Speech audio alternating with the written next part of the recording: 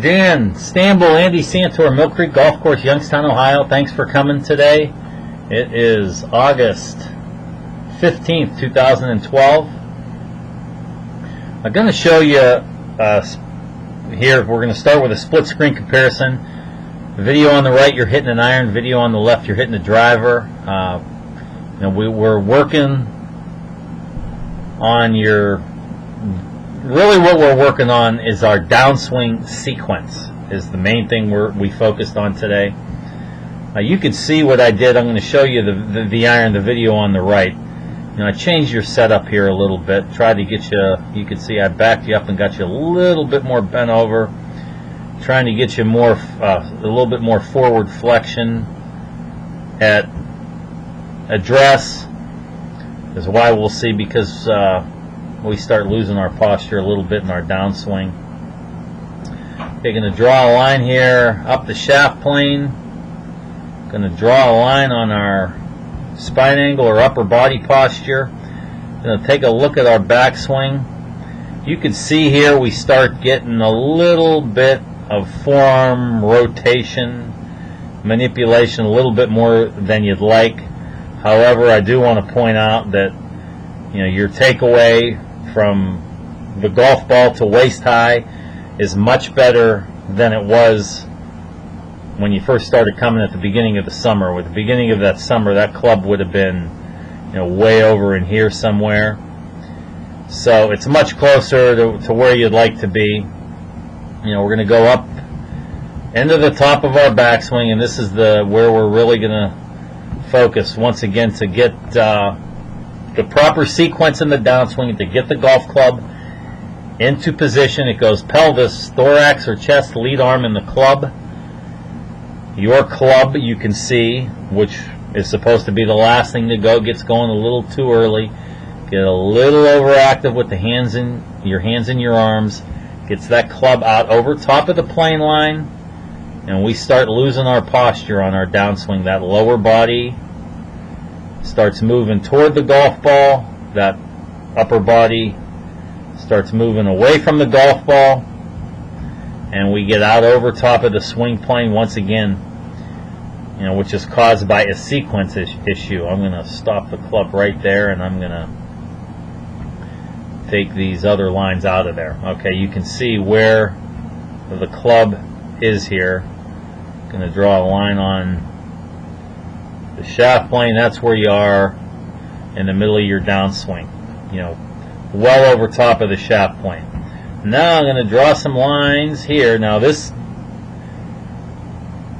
is a driver. I'm going to show you the difference between your practice swing and your regular swing. There you can see still doing that a little bit, but look at the difference here. Get that golf club swinging right on the shaft plane. This once again is a practice swing. We're not hitting the golf ball. So you can see there in the two videos how much more active my pelvis or my lower body is. Everything's swinging in sequence. That lower body's leading the way. The chest is going next. Our lead arm is going to go next, and lastly, the club's going to be the last thing to go. That gets the golf club on the plane line. Okay, it gets us rotated. Look at the rotation our body has. Now we're going to go to where we actually hit the golf ball, and we're going to look at the difference there.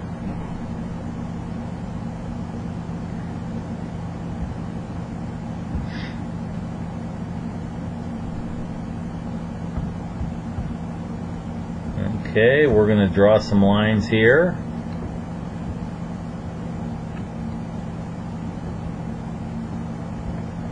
Okay, here goes our backswing. Here goes our downswing. Okay, there we go.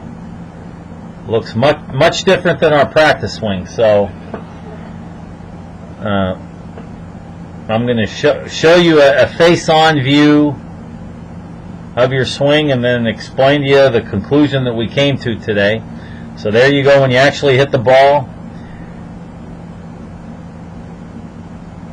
Your hands and arms get active, gets the club head to go too early, gets our swing out of sequence.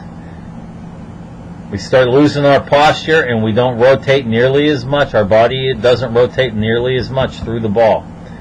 I'm going to go here to the video on the right, and I'm going to change it to a face-on view.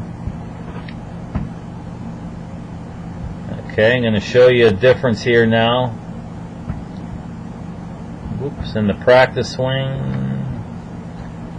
Apologize, I'm flipping some videos around here. So here's our practice swing. Okay, this is much of the same thing, but from a different angle. Okay, there's our left arm. Oops. Going to draw a left arm shaft relationship. Okay, and there you can see the butt of the club is just above waist height here. Okay. We're going to show you the difference in the relationship of when you're swinging a club in a practice swing to when you're actually swinging it when you go to hit the ball and come to the conclusion that we made. Okay.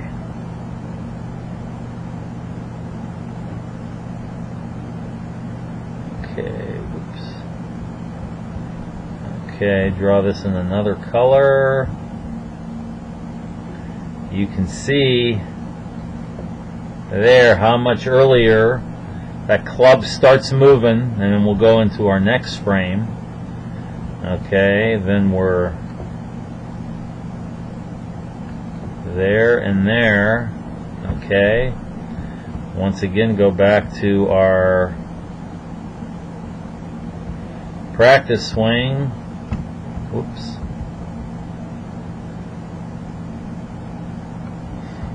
Okay, draw a balloon line. We're there and there. So you can see the difference here. Go to the next frame.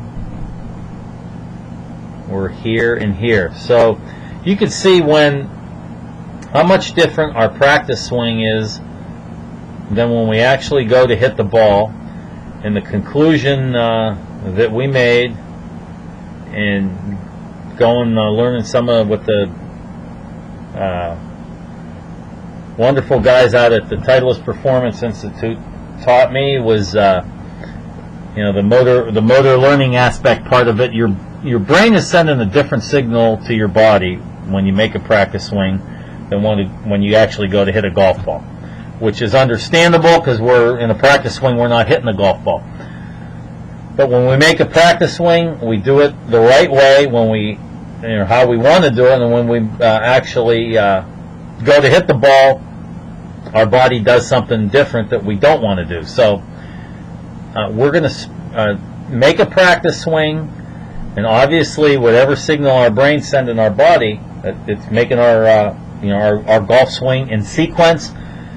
So we want to take the time from our practice swing to the time we actually execute the shot. We want to reduce the amount of time. So in other words, take a practice swing, take a look down the fairway, get over the ball, and hit it.